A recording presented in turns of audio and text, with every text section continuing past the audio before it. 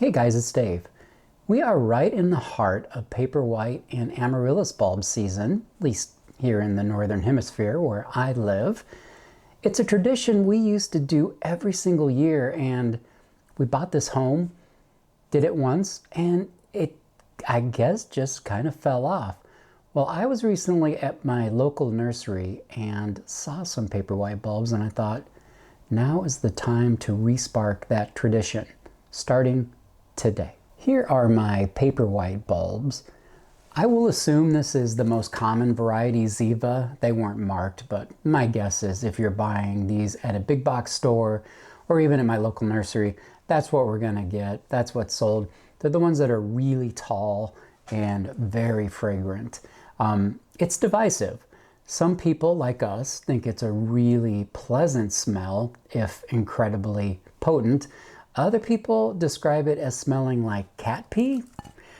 Recently I saw it described as cat pee or worse. I don't know what that worse was. I paid $1.45 for these bulbs 2 weeks ago. I only bought 4. And then I thought, what am I doing with 4? I can stagger the preparation of these and keep them going for a long time. So I went back and they had bumped the price up to $1.65. I don't dare go again next week. They could be $1.85, could be $2, who knows. But for an investment of around, let's call it $1.50 or so, you can get a stem of Paperwhite flowers that'll last about 2 weeks blooming time. Paperwhites, I think everybody considers a one and done bulb. If you wanted to try to regrow it in your home, I have seen estimates that it would take about 3 years. No, thank you. I'll save that for the Amaryllis bulb, which is, you buy that, you own it, take care of it, and you can regrow it again next year. So it's easiest to go ahead and pot these in something neat, like glass beads, marbles. Get creative. What I did is went to a couple of thrift shops and I found a water pitcher at Goodwill, and I went to Hobby Lobby and got these glass squares, they call them gems, that look like ice cubes, and I thought, man, that's adorable. That's absolutely perfect. I also on that trip found a vase, I think it's called a hurricane vase. Could be wrong, I don't really know my vases. And it might look better with the oblong glass beads, but I've got the square ones. They were 60% off, so I got 2 bags. They were $2 each. Not a bad go. I've also got this colored glass that just has pea gravel in it that has been rinsed. Rinse your pea gravel if you haven't, otherwise when you add water to this, it is going to turn into straight mud. It is filthy out of the bag, so take care to do that. Nothing could be easier than preparing a Paperwhite bulb to flower. Now, the pros call this forcing them. I don't even like being told what to do, let alone being forced to do something. So I will say encouraging the growth. And it looks like, wow, here's an overachiever triple, it looks like. So that is definitely going in here. And you literally just set them in there, kind of scrunch them around, and that's it. We're going to add water, just filling it to below the level of the bulb. You don't want the bulb sitting in water. It will likely rot. Don't have to worry about getting them too straight. It will self-correct. The stems will self-correct. That's really it. We're going to fill the water just right down to here, right down to here. Those roots are going to find their way down there and grow. Went ahead and did this one off camera. Now, what I could do with these is put them in a paper bag, store them in my dark basement, and grow out, say, the water pitcher first. So grow this one up. And then as that one begins to grow, I could add water to another one and then so forth. And you can do that as many times as you want. I had one left over So I put it in this little shot glass thing here. The danger of this is it could get tippy, so I don't know if I'll actually keep it in this, but I at least wanted to show you this is a possibility. You could also just secure that above water, not let the bulb get into the water, but again, the roots will find the water. So this is the least expensive way to have a flower display this holiday. Now we can get into this big boy. This is the Amaryllis Double Dragon. And this one hails from South America, Southern Hemisphere obviously. It is going to bloom later than the ones you're likely to find in your big box store. Those are likely marked ready for the holiday or something to that effect.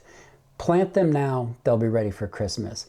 If you want to increase your chances of that, there is some evidence that if you soak the bulb 12 to 24 hours in room temperature water, that will help. A short period of time apparently doesn't. I've never done it. That's just the research. Do whatever you want on that one. This one is going to bloom in about 10 weeks, I would say. That will take me into my birthday month. Now, a bulb this size is going to cost a couple of extra dollars. The kits are going for $22. Again, that's that little plastic pot. You'll probably get one stem out of that. This I might get 4. If I'm really, really lucky, I could get 5, but I'm probably going to get, lucky to get 4. I'll probably be looking at 3 or 4. And each one of those stems is going to have 2 really large flowers.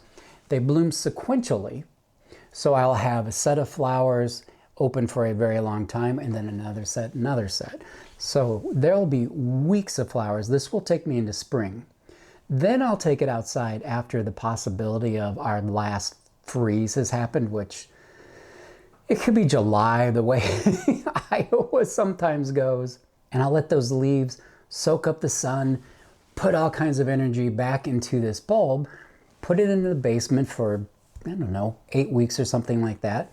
Repeat the process next year. So a little more upfront money on this one. And I understand, at the holidays, $25 for some flowers, even though they last weeks, that might be a budget buster.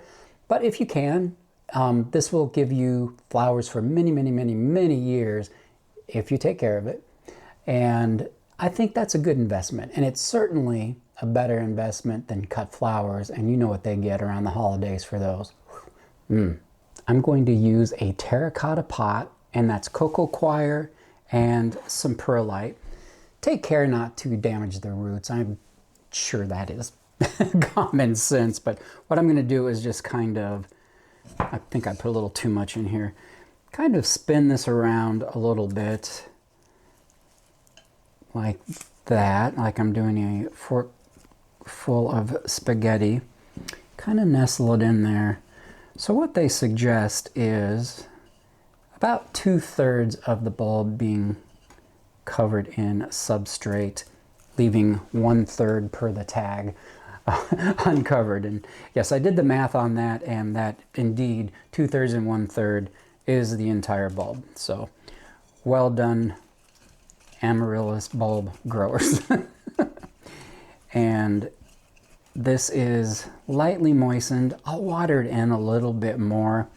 I don't have any Spanish moss to kind of decorate this. I might get some pine cones and kind of tear them apart and decorate it that way. Or I might do nothing. I will put this one in the window with the Paperwhites, and then as it starts to grow, keeping this one moist but not wet. And then as it starts to grow, treat it like a plant. Fertilize it, you know, maybe every other watering. Do keep it moist. These do not want to go dry. Once it has put some blooms on, or it's about to bloom, you can pull it back from the window. That will prolong the length the blooms last. I usually just keep it right here on the dining room table with that big east window. And boy, those blooms just go and go and go. And so maybe for the holidays instead of talking about politics or things that are really going to get people's dander up. We can talk about plants and flowers and bore our relatives into silence with any luck. You know, in all seriousness, I do know that holidays can be obviously a very challenging time. It can be a sad time. You know, I know someone, it's going to be a first holiday without a loved one. But even if it's, you know, the 10th holiday without a loved one, it can still be really, really hard. It can be a lonely holiday, stressful holiday. It can be joyous. It can be a baby's first holiday or a child's first holiday where they kind of experience it with an understanding of how special it is and the kind of magic that we capture. And so I try to hold on to that when I am in the general public and people are stressed out and irritated and cranky in lines. I don't know what they're going through, you know. Maybe that's just how they are, and maybe the holidays are really, really rough on them. I hope they're not on you. I hope that you find some joy this holiday. Maybe buy some bulbs this weekend or this week. Get them prepared and get ready for some spectacular blooms. And then come join me for the next one real soon, okay? Bye-bye.